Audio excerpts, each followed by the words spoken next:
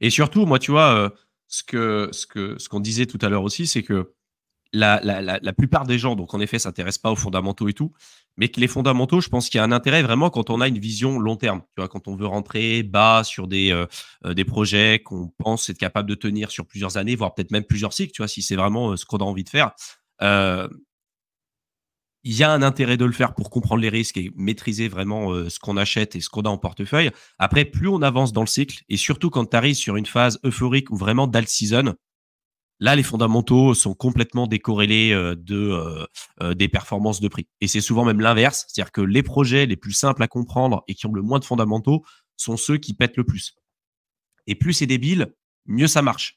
Ça a été le cas en 2021, ça a été le cas en 2017, ça sera le cas de nouveau en 2025. Donc, c'est un peu ça, mais en fait, ça va dépendre de l'horizon en fait d'investissement que tu as. Si toi, tu es là pour juste la phase de alt season et d'euphorie, ouais, peut-être que les fondamentaux, et surtout juste pour la partie du bull run fondamentaux, tu te diras, bah, ça n'a peut-être pas forcément un impact et ça n'a pas forcément autant d'intérêt de l'analyser, de le maîtriser. Et là, je suis d'accord, tu vois. Si par contre, tu te dis, bah, peut-être que je peux me tromper, peut-être que je vais pas arriver à bien timer le marché, peut-être que je vais pas sortir à temps. Et puis, moi, je suis là pour investir vraiment sur le long terme parce que voilà, la majorité des gens perdent de l'argent en crypto parce qu'ils investissent sur le court terme et ils sont pas capables de timer correctement le truc. Euh, Quand je prends ça en compte, est-ce que j'ai envie de me retrouver en bear market avec un truc qui vient de sortir il y a 3 mois, avec 90% de la supply dans les mains des devs, avec zéro développement, rien du tout, et clairement même un pur scam.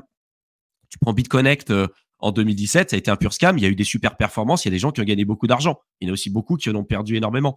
Donc, ça ne veut pas dire que même sur des scams, tu peux pas faire de l'argent. Mais je pense que ça dépend de l'horizon d'investissement, ça dépend de tes objectifs, ça dépend de ton budget aussi. Quelqu'un qui a pas beaucoup d'argent, acheter du Bitcoin à 70 000 dollars, il aura peut-être pas envie de le faire. Et forcément, bah, s'il a 3000 balles à investir, il va peut-être aller sur des coins beaucoup plus risqués. Mais après, c'est comment vous allez gérer votre risque et quels sont vos objectifs. Si derrière vous dites bah, vos 3000 balles, si vous les perdez, c'est pas très grave, il y a peut-être une grande chance aussi que vous les perdiez. Le problème, c'est qu'il y a beaucoup de gens, tu vois, ils se disent j'investis pas sur le Bitcoin ou l'Ether parce que j'ai un petit portefeuille. Du coup, ils font du gambling sur tout un tas de cryptos. Puis ils arrivent au bout de, je sais pas, un cycle, deux cycles, trois cycles, ils ont fait que du gambling, que du gambling, que du gambling. Et à la fin, ils se retrouvent avec zéro plus-value et perdent l'intégralité de leur capital. Alors que t'en as d'autres qui ont peut-être été un peu plus conservateurs, tu vois, qui n'ont pas acheté des projets ultra en vogue, qui ont formé même un minimum sur le sujet et qui se retrouvent, certes, à la fin, ils sont pas multimillionnaires et tout, parce qu'ils avaient un bag qui était pas ultra conséquent, mais à la fin, il leur reste quelque chose et ils ont gagné de l'argent. Et c'est ça l'objectif, c'est de gagner de l'argent, tu vois. Et moi, c'est un peu ce que je me dis. Et par rapport à l'analyse fondamentale, le critère pour moi qui est indispensable vraiment pour, mais peu importe, hein, la crypto-monnaie, c'est la communauté. C'est l'état de votre communauté. Parce que vous avez beau avoir le meilleur projet du monde, que ce soit avec des fondamentaux ou pas, si tu n'as pas de commu, et si cette commu n'est pas forte, il ne se passera rien. Tu peux avoir le meilleur marketing du monde, tu peux avoir la meilleure team, le meilleur projet, la meilleure technologie, la meilleure problématique, la meilleure solution, vraiment tout au max du max. Si la communauté n'est pas là et n'est pas prête à te soutenir, il ne se passera rien. Tu vois. Et moi, c'est un truc vraiment que je me suis rendu compte, c'est que les projets souvent qui se relèvent avec des fondamentaux ou pas, hein, parce que tu peux te dire Dogecoin, c'est un projet qui a zéro fondamental parce que c'est un meme coin. Mine de rien, depuis 2014, depuis sa création, il a connu plusieurs cycles et il surperforme très largement les performances du Bitcoin et de l'Ether. Ça, c'est une réalité, tu vois. Et pour moi, le Dogecoin, ça fait partie des cryptos assez rares, un peu, tu vois, avec zéro fondamentaux, mais qui a attiré quand même un nombre incalculable de personnes en crypto. À mon avis, tu vois, des gens qui ont entendu parler du Dogecoin, il y en a beaucoup plus que de personnes qui ont entendu parler de Polkadot ou de Cardano, tu vois. Et mine de rien, ça a attiré énormément de trafic et d'intérêt pour la crypto. Et à mon avis, ce sera l'une des cryptos qui sera amenée à rester dans les prochaines années parce qu'elle a une histoire, tu vois, et une signification aussi dans la crypto. Tu vois, ça fait partie du patrimoine culturel des gens qui sont dans la crypto. Et c'est un peu mon ressenti, tu vois, c'est de me dire, en fait, ce qui a fait que ça a permis de survivre pour le Dogecoin ou des cryptos, même tu te dis, vas-y, c'est vraiment pourri, c'est éclaté au sol comme crypto. Parce qu'il y a zéro fondamentaux. Pour autant, c'est encore là parce que la communauté y croit. Et en fait, c'est qui donne la valeur à une crypto? C'est la communauté. Qu'est-ce qui donne la valorisation à ton euro, ton dollar ou à ton billet de banque? C'est la confiance que tu vas donner à ça. Tu vois, le Bitcoin, c'est pareil. Si personne n'y croyait, si tu n'avais jamais une communauté de personnes qu'on appelle les hardcore believers, tu as des gars qui étaient prêts au départ même à mourir pour le Bitcoin.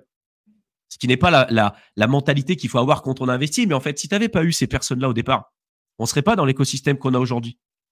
Et en fait, je pense que pour avoir un projet qui se développe énormément sur le long terme et qui perdure, oui, les fondamentaux, ça peut être intéressant pour les raisons que je vous ai dit.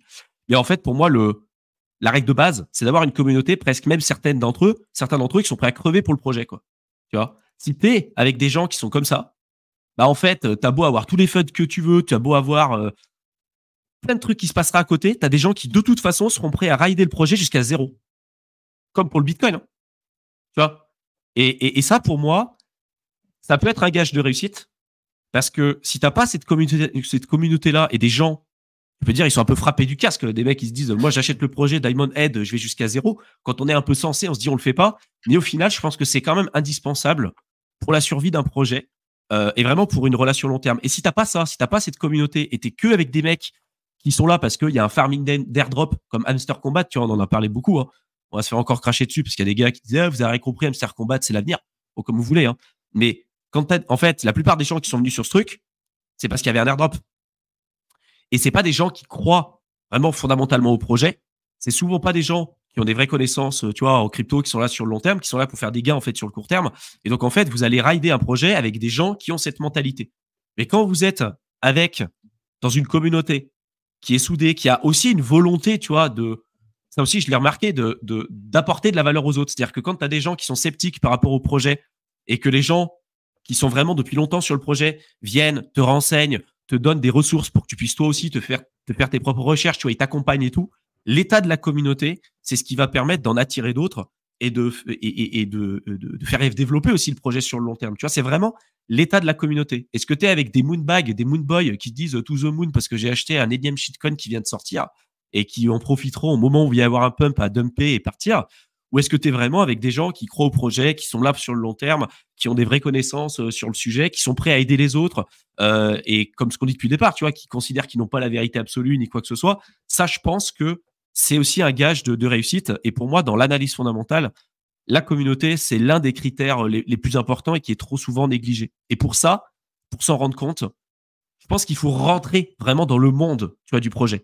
Regardez sur Discord, regardez sur Telegram, aller sur Twitter, échanger avec les développeurs. Vraiment, il faut rentrer dans le truc. Et vraiment, vous allez vous rendre compte des fois que le discours qu'on va entendre sur les réseaux sociaux et ce que vous allez voir en interne sur certains projets, c'est complètement différent. Et après, vous dites, OK, si la communauté, elle ressemble comme ça, elle est comme ça, est-ce que vraiment j'ai envie d'être avec eux, quoi? Si la plupart des mecs qui sont là pour faire des gains sur le court terme, est-ce que vraiment vous avez envie de rider avec eux? Moi, non. Mais ça, ouais, je pense que c'est l'un des critères qui est souvent trop négligé et pour lequel je pense qu'il faut avoir un œil assez attentif, quoi. Ouais, après, tu vois, c'est pas forcément non plus un gage, parce que c'est vrai que Non.